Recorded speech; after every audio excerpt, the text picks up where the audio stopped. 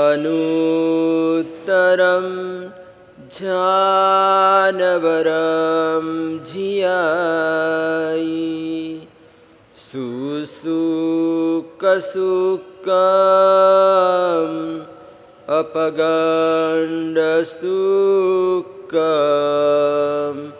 संखिन्दु एगन्तवदात सुकम्। श्रमण भगवान महावीर स्वामी के पंचम गणधर सुधर्मा स्वामी जी महाराजा अपने आराध्य जन जन की श्रद्धा के केंद्र बिंदु ऐसे भगवान महावीर स्वामी का गुणगान करते हुए यहाँ पर जम्बू स्वामी को फरमा रहे हैं कि हे जम्बू, श्रमण भगवान महावीर स्वामी ने जिस धर्म का उपदेश दिया, जिस धर्म का प्रतिपादन किया, वो धर्म कैसा था और परमात्मा ने अपने जीवन काल में जो ध्यान किया, शुक्ल ध्यान किया, यानी कि 4 प्रकार के ध्यान होते हैं, उनमें 2 प्रकार के ध्यान अशुभ माने गए हैं, जबकि 2 प्रकार के ध्यान शुभ माने जाते हैं। तो आर्त ध्यान, रौद्र ध्यान अशुभ ध्यान है, धर्म ध्यान और शुक्ल ध्यान शुभ ध्यान है। तो ये 4 ध्यानों के बारे में हम स्वाध्याय कर चुके हैं। हमने देखा कि आर्त ध्यान का स्वरूप कैसा होता है, रौद्र ध्यान से क्या क्या जीवात्मा को हानियां उठानी पड़ती है, उसके बारे में भी हमने पिछले प्रवचनों में देखा है, विस्तार से देखा है। तो धर्म ध्यान, जीवात्मा को धर्म ध्यान और शुक्ल ध्यान ही करना चाहिए। तो श्रमण भगवान महावीर स्वामी ने ध्यान किया है, तो उन्होंने कैसा ध्यान किया? अनुत्तरम जानवरम जियाई, यानी कि परमात्मा ने जो ध्यान किया वो परमात्मा का ध्यान अनुत्तर ध्यान था। कैसा था? अनुत्तर ध्यान था, यानी परमात्मा ने शुक्ल ध्यान की साधना की है, यानी परमात्मा का धर्म भी अनुत्तर धर्म है और परमात्मा की जो साधना है, ध्यान साधना है, वो भी शुक्ल है। यानी कि संसार में जो वस्तुएं शुक्ल है, यानी कि शुक्ल यानी कि वाइट, समझो वाइट, सफेद वस्तुएं, तो जैसे शंख सफेद होता है, ये जो शंख होता है ना, बड़े बड़े शंख पाए जाते हैं, मिलते हैं तो ये जो शंख है वो शंख दोष रहित माना जाता है और एकदम वो शुक्ल होता है, वाइट होता है, सफ़ेद कलर का होता है। और इसीलिए बहुत सारी साधनाओं में, तांत्रिक साधनाओं में इस शंख का उपयोग किया जाता है।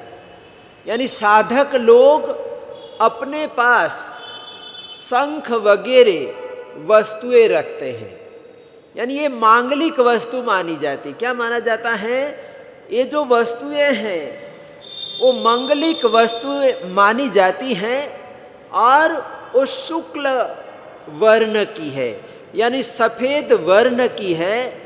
तो यहाँ पर सुधर्मा स्वामी जी महाराजा कहते हैं कि भगवान का ध्यान कैसा था? तो भगवान का ध्यान शंख और चंद्रमा के समान एकांत शुद्ध श्वेत था। कैसा? जैसे चंद्रमा कैसा है? एकदम शुक्ल वर्ण वाला है, सफ़ेद है। वैसे ही कहते हैं कि परमात्मा का जो ध्यान है वो परमात्मा का ध्यान भी एकदम शुक्ल वर्ण वाला था, यानी शुक्ल ध्यान था। क्या था? शुक्ल ध्यान था, धर्म ध्यान और शुक्ल ध्यान। तो परमात्मा ऐसी स्थिति में पहुंच गए थे कि परमात्मा धर्म ध्यान से भी आगे बढ़ गए थे और शुक्ल ध्यान में ही परमात्मा हमेशा रत रहते थे। तो यहाँ पर सुधर्मा स्वामी जी महाराजा ने भगवान महावीर स्वामी की दो वस्तुएं बताई। एक तो परमात्मा का धर्म बताया और दूसरा परमात्मा का ध्यान बताया कि परमात्मा का ध्यान कैसा था, ध्यान के बारे में बताया। तो यहाँ पर सुधर्मा स्वामी जी महाराजा ने परमात्मा का जो धर्म है उस धर्म को अनुत्तर धर्म कहा है। क्या कहा? कि भगवान महावीर स्वामी का जो धर्म है वो कैसा धर्म है? तो उन्होंने बताया कि अनुत्तर धर्म है। कैसा धर्म है? अनुत्तर धर्म है। परमात्मा का ध्यान भी अनुत्तर है। क्या है? यहाँ पर अनुत्तर शब्द का प्रयोग किया गया है। धर्म तो है लेकिन धर्म के आगे अनुत्तर शब्द जोड़ा गया है। ध्यान तो है लेकिन ध्यान के आगे अनुत्तर शब्द जोड़ा गया। यानी ये जो शब्द, जो साहित्य में शब्द आते हैं, आगमों में जिन जिन शब्दों का प्रयोग किया गया है, तो कहते हैं कि कोई भी शब्द या वर्ण व्यर्थ का नहीं होता है, यानी उसका कोई ना कोई मीनिंग होता है, कोई ना कोई उपयोग होता है। तो यहाँ पर अनुत्तर शब्द का प्रयोग किया गया है और वो भी और कोई नहीं, सुधर्मा स्वामी जी महाराजा ने किया कि परमात्मा का धर्म तो है लेकिन परमात्मा का धर्म कैसा है? तो उन्होंने कहा अनुत्तर धर्म। कैसा है? अनुत्तर धर्म है। तो भगवान के लिए सुधर्मा स्वामी जी को कहना पड़ा कि धर्म तो है लेकिन अनुत्तर धर्म है। तो यहाँ पर सुधर्मा स्वामी जी महाराजा को एक विशेष रूप से कहना पड़ा कि भगवान का जो धर्म है वो अनुत्तर है। तो यहाँ पर अनुत्तर यानी क्या? अनुत्तर का मतलब होता है श्रेष्ठ, सर्वश्रेष्ठ। यानी अनुत्तर शब्द का क्या अर्थ है? सर्वोत्तम। अनुत्तर यानी कि सर्वोत्तम या सर्वश्रेष्ठ। यानी अनुत्तर शब्द का यहाँ पर अर्थ बताया गया कि सर्वोत्तम या फिर सर्वश्रेष्ठ, यानी सबसे उत्तम। परमात्मा का धर्म कैसा है? सबसे उत्तम है। और धर्म कहते हैं कि धर्म सदैव सर्वश्रेष्ठ ही होता है, यानी धर्म में कोई कमी नहीं आती है। धर्म हमेशा अच्छा ही रहता है, श्रेष्ठ ही रहता है, सर्वश्रेष्ठ ही रहता है, और वह त्रिकाल में भी अनुत्तर ही रहता है।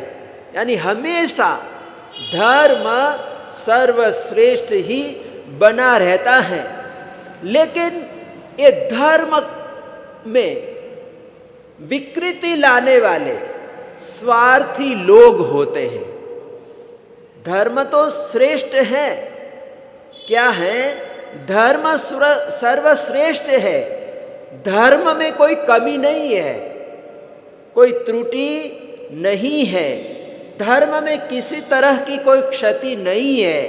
लेकिन जो लोग स्वार्थी है, जो लोभी है, जो अपनी स्वार्थ पूर्ति करने के लिए धर्म में विकृतियां ला देते हैं। क्या ला देते हैं? विकृतियां ला देते हैं और अपने हिसाब से धर्म की अलग अलग व्याख्याएं करते हैं, परिभाषाएं देते हैं। यानी जब भगवान का जन्म हुआ तो उस समय अधर्म का बोलबाला था। उस समय ऐसा माना जाता था कि पशु बलि देना ही धर्म है। उस समय के जो पंडित थे, वो पंडित लोगों को बताते थे कि यज्ञ करना, आहुति देना, पशु बलि देना ही धर्म है। यानी जो पंडित जी ने जो बताया वो ही धर्म है। क्या है? वो ही धर्म है। तो इस प्रकार से धर्म की व्याख्याएं उस समय की जाती थी, परिभाषाएं दी जाती थी। तो फिर सुधर्मा स्वामी जी को कहना पड़ा कि अनुत्तरम धम्म मुईरयिता। यानी भगवान महावीर स्वामी का धर्म ये नहीं कहता है कि पशु बलि देना ही, पशु को चढ़ाना ही धर्म है। क्या है? धर्म है, ऐसा परमात्मा का धर्म नहीं कहता है। परमात्मा का धर्म कैसा है? अनुत्तर धर्म है, अहिंसा धर्म है। क्या है? अहिंसा धर्म है। चत्तारी मंगलम, अरिहंता मंगलम, सिद्धा मंगलम, साहु मंगलम, केवली पन्नतम धम्मम मंगलम। यानी कि परमात्मा का जो धर्म है, वो परमात्मा का धर्म तो केवली प्ररूपित धर्म है। भगवान महावीर स्वामी का धर्म केवली प्ररूपित धर्म है। केवली पन्नतो धम्मो मंगलम, यानी धर्म मंगल है, और वो भी केवली परमात्मा के द्वारा, केवली भगवंत के द्वारा प्ररूपित धर्म है। क्या है? प्ररूपित धर्म है। तो ऐसा जो धर्म है, परमात्मा के धर्म में कहते हैं कि अहिंसा की प्रधानता है। किसकी प्रधानता है?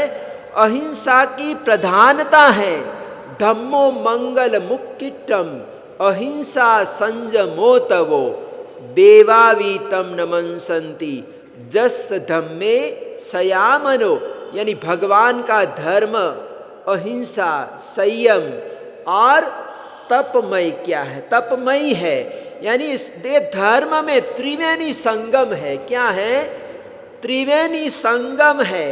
अहिंसा का संगम हुआ है, संयम का संगम हुआ है, और तप का संगम हुआ है। यानी यहाँ पर त्रिवेणी संगम है। क्या है?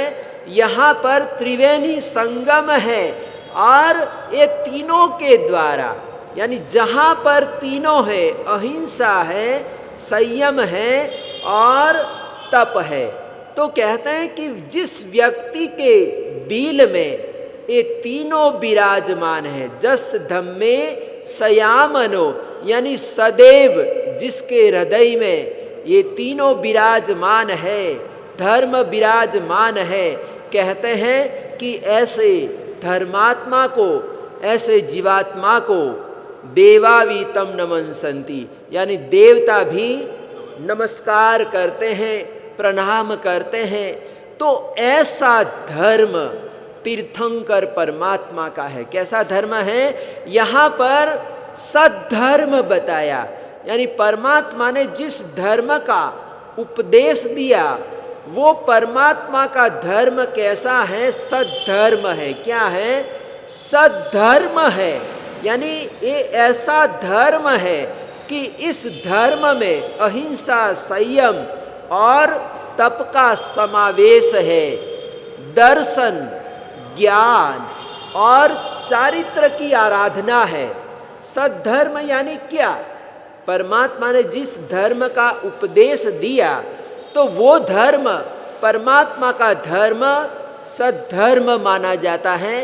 तो सद्धर्म में दर्शन की आराधना है, सम्यक दर्शन की आराधना है, सम्यक ज्ञान की आराधना है और सम्यक चारित्र की आराधना है। और इसी का नाम सद्धर्म है। सद्धर्म की व्याख्या अगर की जाएगी, सद्धर्म यानी क्या, तो कहते हैं कि सद्धर्म यानी सम्यक दर्शन, सम्यक ज्ञान और सम्यक चारित्र जिस धर्म में रहा हुआ है उसे सद्धर्म कहा जाता है, सद्धर्म बोला जाता है। तो यहाँ पर जिन जिन महानुभावों ने अपना कल्याण किया है, आत्म कल्याण किया है, तो कहते हैं कि उन्होंने सद्धर्म की आराधना की और इस सद्धर्म की आराधना के द्वारा उन्होंने अपना आत्म कल्याण किया। तो ये सद्धर्म कैसे किया जाता है और कब होता है, यानी ये सद्धर्म की आराधना कौन कर सकता है? तो उसके लिए श्रीपाल चरित्र में, यानी कल से हमारी ये शाश्वत ओली की महामंगलकारी ऐसे ओली की आराधना प्रारंभ हो रही है, शुभारंभ होने जा रही है। तो ये ओली में 9 पद की आराधना होती है। अरिहंत सिद्ध आचार्य उपाध्याय साधु दर्शन ज्ञान चारित्र और तप, तो ये 9 पदों की आराधना होती है। और ये 9 पदों की आराधना में ही सद्धर्म आ चुका है। क्या है? सद्धर्म का समावेश है। ये 9 पदों की आराधना में सम्यक दर्शन भी है, सम्यक ज्ञान भी है और सम्यक चारित्र भी है, यानी सब कुछ इसमें आ चुका है। यानी 9 पद के बाहर कुछ भी नहीं है, यानी जो कुछ है 9 पद के भीतर ही है। क्या है? जो भी हम जितनी सारी आराधनाएं करते हैं, साधनाएं करते हैं, उपासनाएं करते हैं, इन सारी उपासनाओं का समावेश ये सिद्ध चक्र में हो जाता है, 9 पद की आराधना में हो जाता है। यानी सब कुछ सिद्ध चक्र में ही समाया हुआ है, 9 पदों में ही समाया हुआ है। और इसीलिए कहा गया कि 9 पद बिन सब सुन, यानी यहाँ पर ऐसा सेंटेंस है, ऐसे वाक्य है, बड़ा वाक्य है, सुंदर वाक्य है, सर्वोत्तम वाक्य सेंटेंस है कि छोटा सा सूत्र है और उसमें 9 पद की क्या महिमा है, अपरंपार महिमा बताई गई। तो इसमें शॉर्ट में बता दिया गया कि 9 पद बिन सब सुन। इसमें कहा गया कि 9 पद बिन सब सुन, यानी 9 पदों के बिना सुना सुना है, सब कुछ सुना सुना है। यानी हमारे पास सब कुछ है, बहुत सारी आराधनाएं हैं, लेकिन इन आराधनाओं में 9 पद नहीं है। अरिहंत सिद्ध आचार्य उपाध्याय साधु दर्शन ज्ञान चारित्र और तप नहीं है, तो कहते हैं कि वो जो हमारी आराधना है वो सुनी सुनी हो जाएगी। कैसे लगेगी? सुनी सुनी, जैसे बिना आदमियों के घर सुना सुना हो जाता है। यानी 2-3 आदमी कम हो जाए, घर के प्रमुख आदमी कहीं बाहर चले जाए, कुछ दिनों के लिए, कुछ महीनों के लिए बाहर चले जाए, तो बाकी के जो बच्चे वगैरह बहुएं वगैरह होती हैं कि बड़े बड़े लोग तो चले गए, तो बड़े लोगों के बिना रहने वालों को घर कैसा लगता है? सुना सुना लगता है। कैसा लगता है? सुना सुना लगता है। जैसे भगवान महावीर स्वामी ने दीक्षा ले ली, दीक्षा अंगीकार समय बड़े भाई नंदीवर्धन परमात्मा को जाते हुए देखते हैं। परमात्मा ने उसी समय वहां से विहार कर दिया, तो विहार करके जाते हुए परमात्मा को नंदीवर्धन देखते हैं और उनकी आंखों में आंसू आ जाते हैं, आंसू टपकने लगते हैं और वो विलाप करते हैं। तो या विना वीर कथम व्रजामो, यानी कि प्रभु मैं अब आपके बिना वापस अपने घर में कैसे जाऊं? ऐसे जो घर है वो घर कोई छोटा नहीं, बड़ा राजमहल है। क्या है? बड़ा राजमहल है, लेकिन आपके बिना ये जो हमारा बड़ा विशाल राजमहल है वो भी हमको शून्य की तरह लगेगा, यानी सुना सुना लगेगा। नंदीवर्धन क्या कहते हैं कि आप तो चले गए, आप चले जा रहे, छोड़कर सब कुछ चले जा रहे हैं, लेकिन आपके बिना हम अब ये बड़े बड़े महलों में कैसे रह पाएंगे? हमको तो ये महल की दीवारें खाने आएगी। क्या आएगी? हम रह नहीं पाएंगे, हम तो आपके बिना आकुल व्याकुल हो जाएंगे। यानी एक व्यक्ति विशेष के चले जाने से हमारा भले ही राजमहल है, सुंदर भवन है, लेकिन सुंदर भवन भी क्या हो जाता है? सुना सुना हो जाता है, खाली खाली लगता है। तो वैसे ही यहाँ पर आराधना तो है, हम छोटी मोटी आराधना कर रहे हैं, लेकिन इन आराधनाओं के बीच 9 पद नहीं है। 9 पद की आराधना नहीं है तो कहते हैं कि सब व्यर्थ है। यानी 9 पद की आराधना तो होनी ही चाहिए। यानी कोई भी हमारी धर्म क्रिया है तो इन सभी धर्म क्रियाओं में 9 पद की आराधना रही हुई है। अरिहंत की आराधना, कोई अरिहंत की भक्ति कर रहा है तो भी वो 9 पद की आराधना कर रहा है। कोई सिद्ध पद की आराधना कर रहा है तो भी कहता है कि वो 9 पद की आराधना कर रहा है। कोई आचार्य पद की आराधना कर रहा है, कोई उपाध्याय भगवंत की आराधना कर रहा है, कोई पंचम पद साधु पद की आराधना करता है, कोई दर्शन की आराधना करता है, कोई सम्यक ज्ञान की आराधना करता है, कोई सम्यक चारित्र की आराधना करता है, तो कोई सम्यक तप की आराधना करता है। तो कोई तपस्वी है, क्या है? कोई तपस्वी है या फिर कोई भक्ति करता है, देव गुरु धर्म की उपासना करता है, तो कहता है कि उसके जीवन में भी 9 पद की आराधना रही हुई है। तो ये तीर्थंकर परमात्मा ने सद्धर्म का उपदेश दिया और ये श्रीपाल चरित्र में बताया गया कि भो भो महानुभावा लही उन दुलहम मानुषम जम्मम खित्त कुलाइम पहानम यानी ये प्रथम गाथा है, श्रीपाल रास की ये प्रथम गाथा है। रत्न शेखर सुरेश्वर जी महाराजा ने ये चरित्र की रचना की है, श्रीपाल चारित्र की रचना की है। और ये श्रीपाल महीना के जो वक्ता है, वो वक्ता स्वयं अनंत अनंत लब्धि के स्वामी गौतम स्वामी जी महाराजा है। कौन है? गौतम स्वामी जी महाराजा है।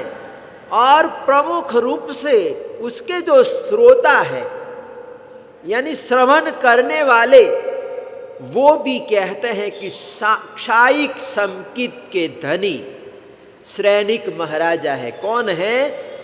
श्रैनिक महाराजा है।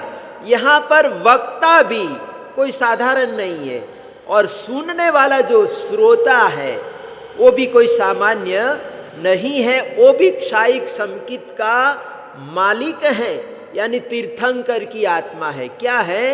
ये श्रैनिक तीर्थंकर की आत्मा है।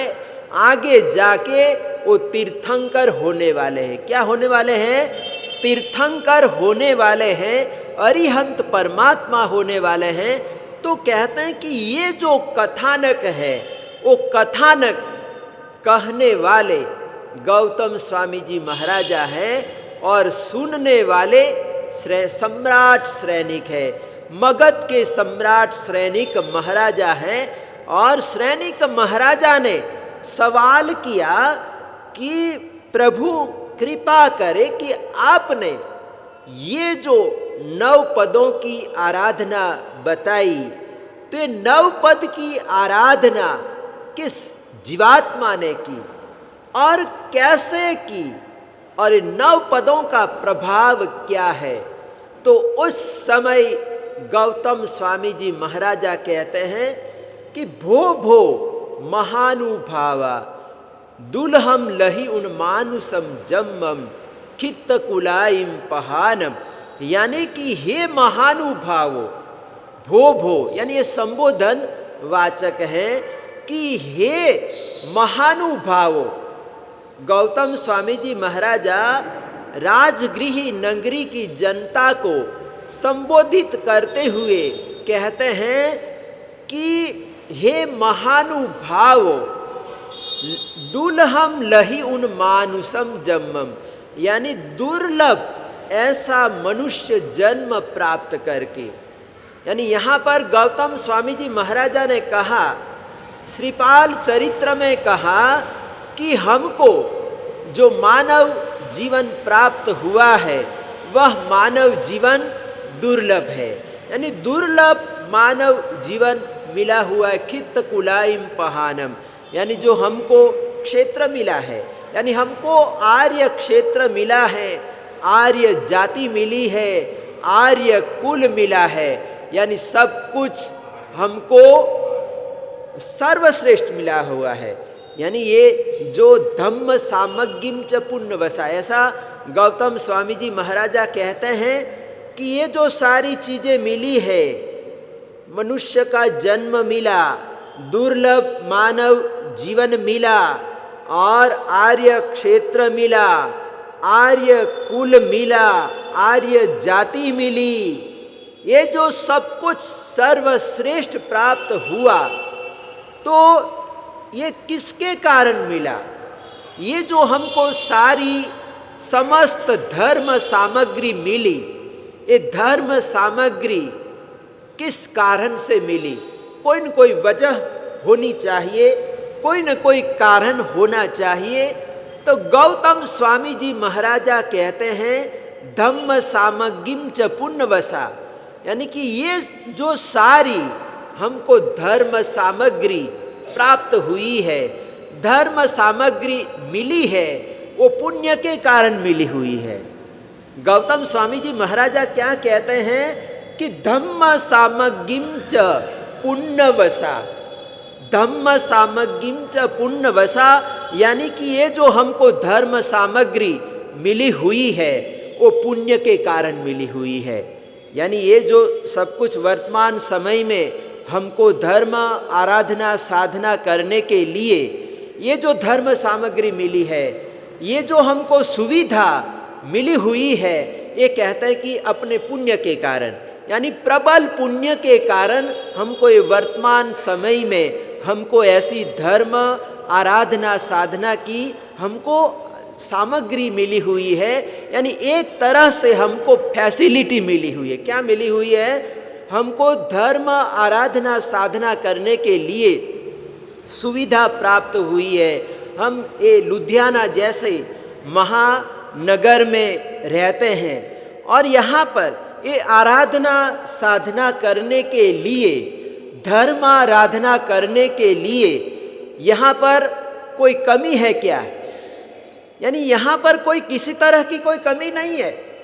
इस शिरोमणि श्री संघ लुधियाना जैसा महानगर है और इस महानगर में ऐसा राजमहल जैसा आराधना साधना करने के लिए हमको ये आराधना भवन मिला हुआ है। आत्मवल्लभ भवन, ये मोहन देवी हॉल हमको प्राप्त हुआ है।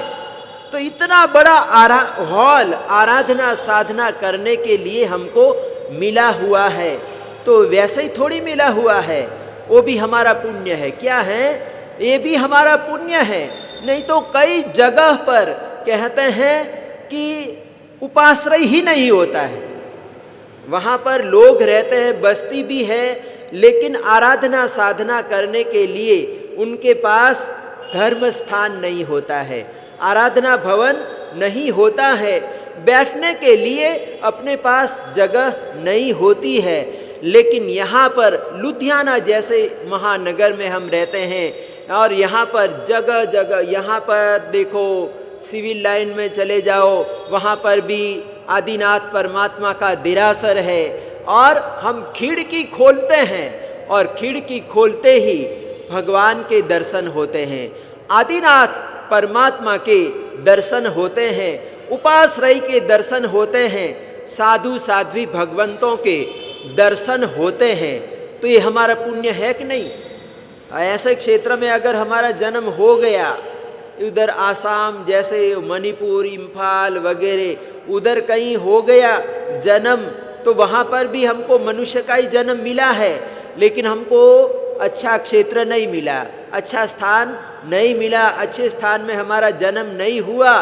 तो कहते हैं कि अच्छे स्थान में जन्म होने से तो हमको सब कुछ मिल जाएगा, लेकिन ऐसी जगह पर अगर हमारा जन्म हो गया तो वहाँ पर आराधना साधना करने के लिए ऐसी धर्म सामग्री तो नहीं मिल सकती है।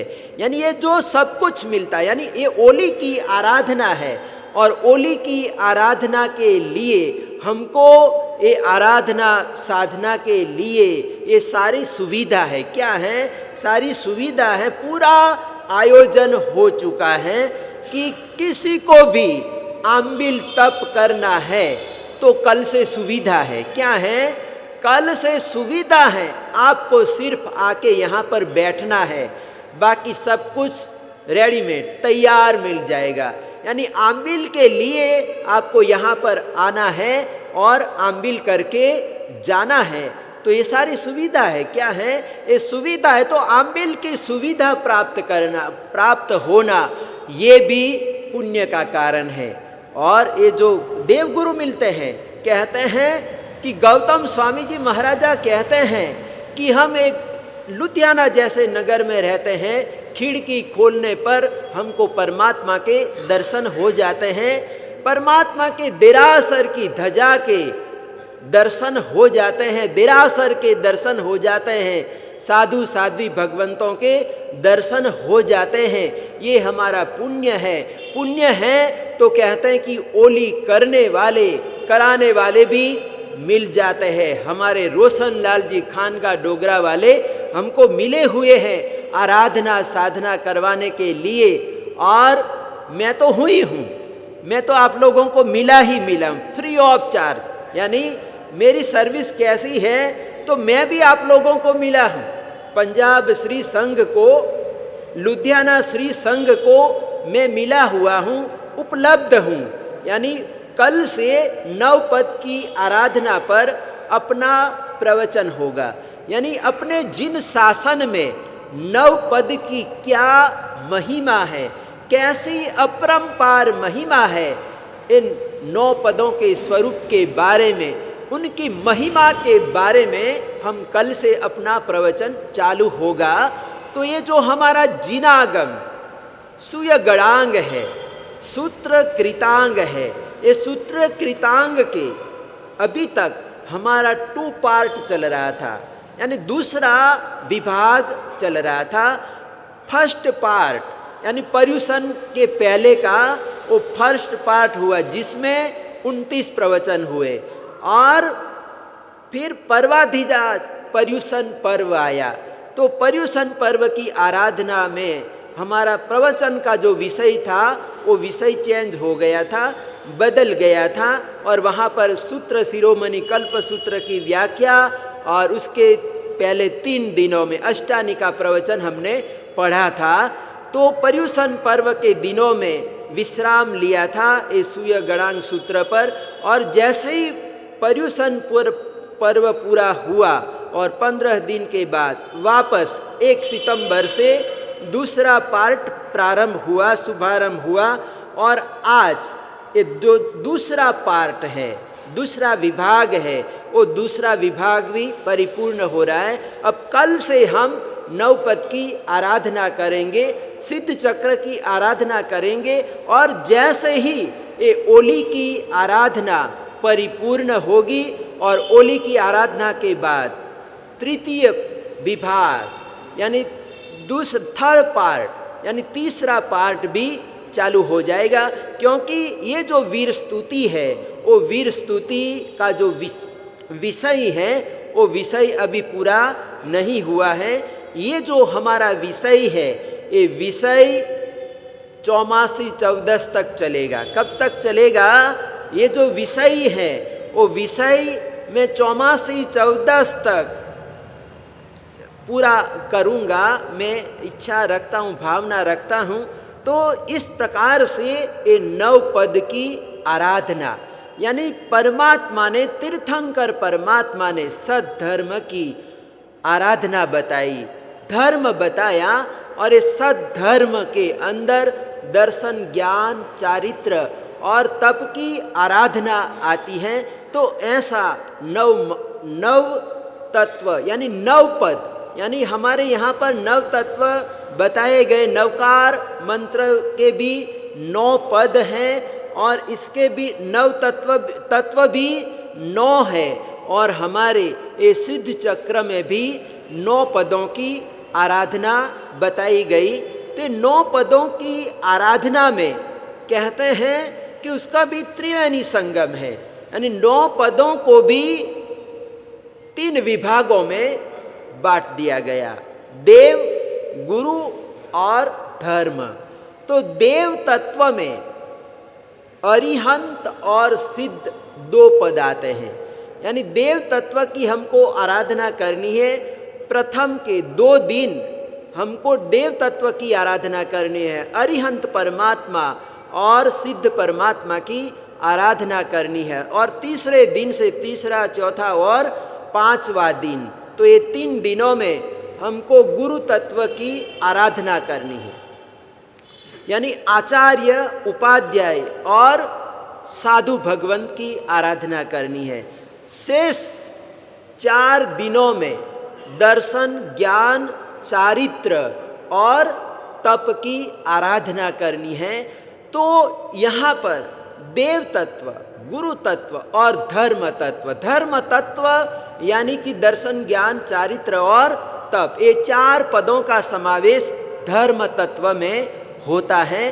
तो इस प्रकार से कल से हमारी जो आराधना है, वो आराधना देव, गुरु और धर्म यानी ये तीनों तत्वों की आराधना है, यानी सिद्ध चक्र की आराधना है।